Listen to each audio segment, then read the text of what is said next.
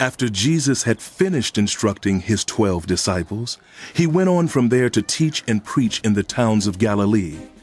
When John heard in prison what the Messiah was doing, he sent his disciples to ask him, "Are you the one who was to come, or should we expect someone else?" Jesus replied, Go back and report to John what you hear and see. The blind receive sight, the lame walk, those who have leprosy are cleansed, the deaf hear, the dead are raised, and the good news is proclaimed to the poor. Blessed is anyone who does not stumble on account of me. As John's disciples were leaving, Jesus began to speak to the crowd about John. What did you go out into the wilderness to see? A reed swayed by the wind? If not, what did you go out to see? A man dressed in fine clothes? No, those who wear fine clothes are in kings' palaces.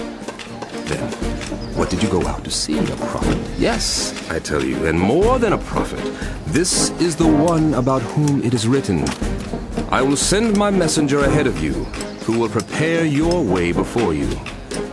Truly I tell you, among those born of women, there has not risen anyone greater than John the Baptist. Yet, whoever is least in the kingdom of heaven is greater than he. From the days of John the Baptist until now, the kingdom of heaven has been subjected to violence, and violent people have been raiding it. For all the prophets and the law prophesied until John. And if you are willing to accept it, he is the Eli'jah who is to come. Whoever has ears, let them hear. To what can I compare this generation? They are like children sitting in the marketplaces and calling out to others, We played the pipe for you, and you did not dance. We sang a dirge, and you did not mourn. For John came neither eating nor drinking, and they say, He has a demon. The Son of Man came eating and drinking, and they say, Here is a glutton and a drunkard, a friend of tax collectors and sinners. But wisdom is proved right by her actions. Then Jesus began to denounce the towns in which most of his miracles had been performed, because they did not repent. Woe to you, Chorazin! Woe to you, Bethsaida! If the miracles that were performed in you had been performed in Tyre and Sidon, they would have repented long ago in sackcloth and ashes. But I tell you, it will be more bearable for Tyre and Sidon on the day of judgment than for you. And you, Capernaum, will you be lifted up to the skies? No, you will go down to the depths. If the miracles that were performed in you had been performed in Sodom, it would have remained to this day. But I tell you that it will be more bearable for Sodom on the day of judgment than for you.